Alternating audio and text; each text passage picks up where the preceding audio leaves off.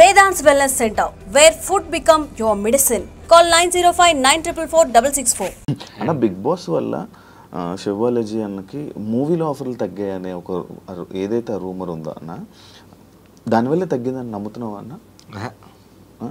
అంటే ఇప్పుడు ప్రెసెంట్ ఎవరైనా నార్మల్గా ఒక ఆప్షన్ ఎగ్జాంపుల్ తీసుకున్నా కూడా అరే బిగ్ బాస్ వల్ల బిగ్ బాస్కి వెళ్ళాడు శివాలజీ మంచి ఒక విన్నర్ అంత అయింది, ఏం చేస్తున్నాడు అనే క్వశ్చన్ మార్క్ పెట్టి మరీ క్వశ్చన్ చేస్తుంటారు. దానికి ఏం చెప్పాలనుకుంటున్నాను నాకు? అది నన్ను ఎక్కువ లవ్ చేస్తున్నారు వాళ్ళు, అందుకనే అలా. ఎందుకంటే ఈ రోజుల్లో ఎవరు పట్టించుకోవట్లే, అట్లీస్ట్ పట్టించుకుంటున్నారంటే యాక్చువల్గా నువ్వు చూసావు నా గ్రాఫే సెలెక్ట్ చేసే మూవీస్ అన్ని 100% సక్సెస్ అవుతాయి. కానీ నాకు 2 years 1 year గ్యాప్స్ వస్తాయి మళ్ళీ నెక్స్ట్ కంటెంట్ రెడీ అయ్యే లోపు. అవును, అది ఎందుకో తెలియదు. అది నాకు మీరు తీసుకోరా? కొన్ని ప్రాజెక్ట్స్ నేను రిజెక్ట్ చేస్తాను, అంటే బాగాలేకపోతే చేయలేను కదా. చందమామకు ముందు అన్ని ప్రాజెక్ట్స్ ఓకే చేసేవాడిని నేను, బట్ చందమామ తర్వాత స్ట్రిక్ట్గా వచ్చేసి నిజంగా నచ్చిందే చేద్దామని డిసైడ్ అయిపోయా. ఎందుకంటే అప్పుడు ఆ రోజుల్లో ఎలా అని చెప్పేవాళ్ళంటే మన కంటిన్యూస్ రన్లో ఉండాలి, లేకపోతే జనాలు మనం మర్చిపోతారు అని టాక్ ఉండేది. ఇప్పుడు ఉంది స్టిల్. ఇప్పుడు ఉన్నా కూడా అది లేదంట నేను. ఎందుకంటే సోషల్ మీడియా ఎప్పుడు వచ్చిందో మనం వచ్చేసి కంటిన్యూస్ రన్లో ఉండొచ్చు ఏదో ఒక విధంగా.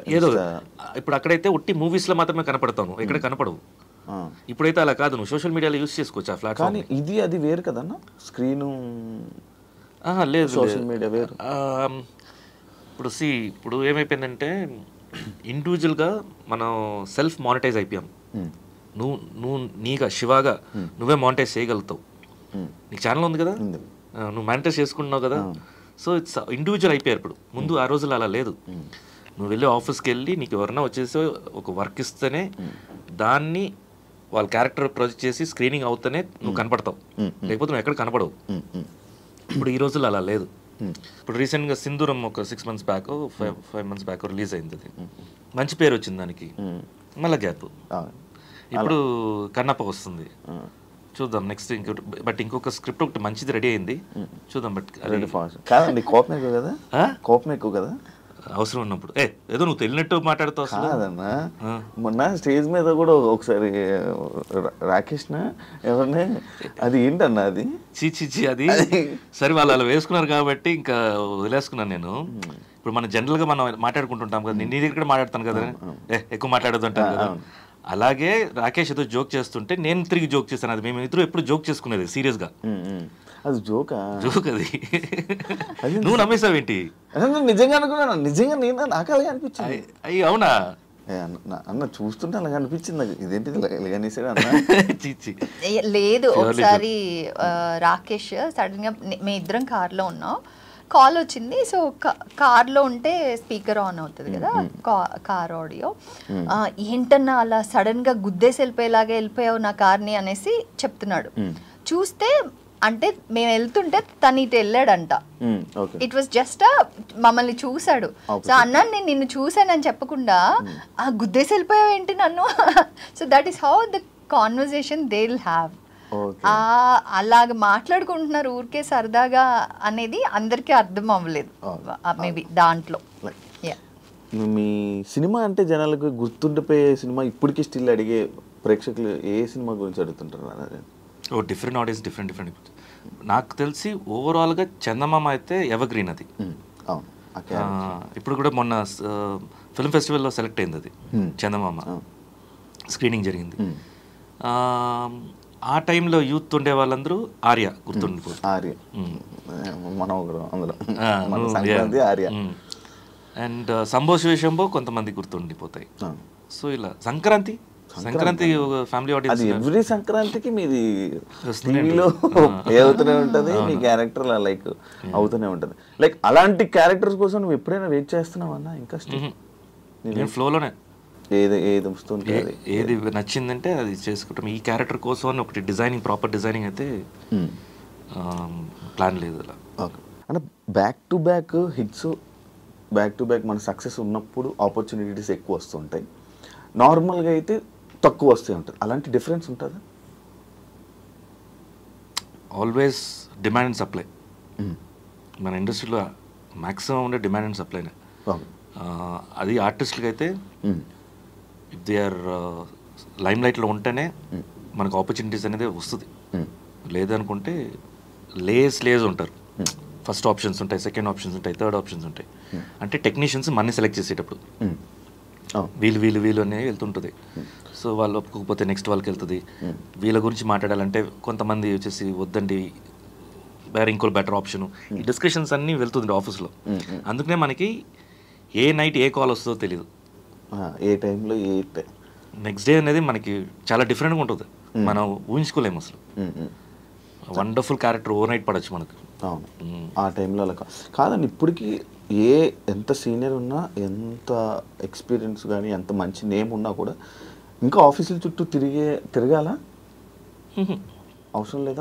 డైరెక్ట్ నేనా లేకపోతే జనరల్గా మీరేనన్నా కానీ లేకపోతే అది డిపెండ్స్ ఆన్ ఒక్కొక్క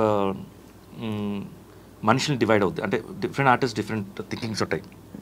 ఇప్పుడు నేనైతే స్టార్టింగ్ నుంచి ఏ ఆఫీస్కి వెళ్ళలేదు. నాకు ఏ ఆపర్చునిటీస్ వస్తున్నాయో దాంట్లో నేను సెలెక్ట్ చేసుకుంటాను నేను. అంటే అది పొగురుగా కాదు. నాకు జనరల్గా వచ్చేసి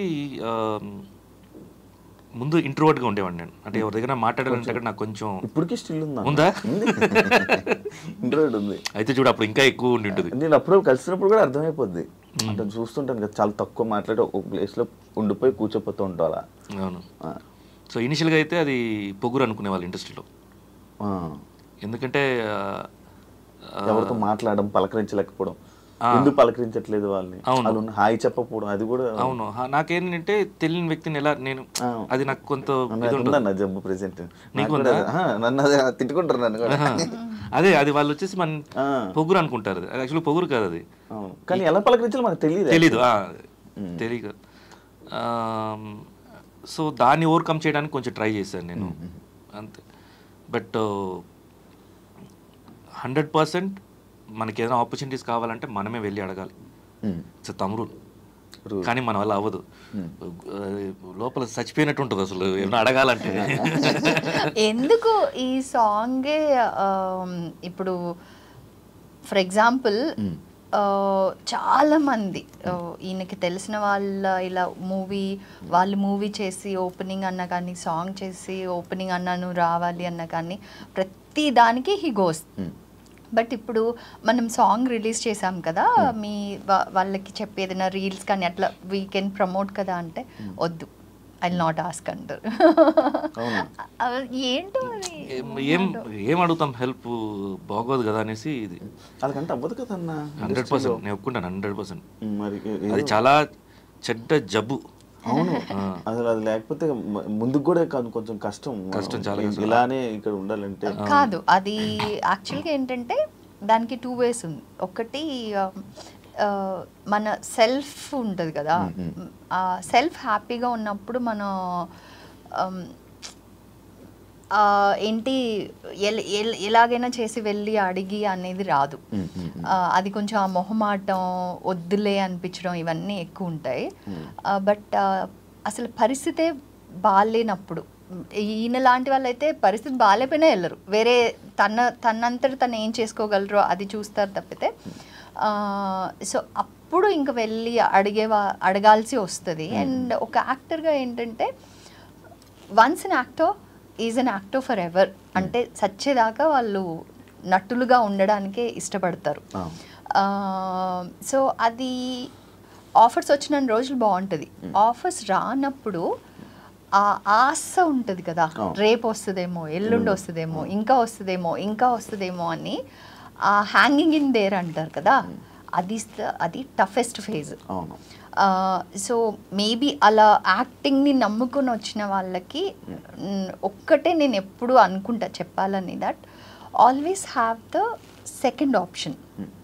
బికాస్ ఆ డెస్పరేషన్లోనే మనం చాలా స్టోరీస్ వింటుంటాం. ఏమేమో జరిగినాయి, అలా జరిగింది, ఇలా జరిగింది అన్న స్టోరీస్ ఎక్కువ వింటుంటాం. వెన్ ఎలాగైనా నేను దీనిలో ఉండాలి, దీనిలో రావాలి అనుకున్నప్పుడు మనం we don't mind. Sometimes we will go to wrong ways also. అలా కాకుండా మనకి ఎప్పుడు ఆ సెకండ్ ఆప్షన్ ఉంటుందో అప్పుడు ఇది ఒక ప్యాషన్గా యూ కెన్ ప్రోగ్రెస్.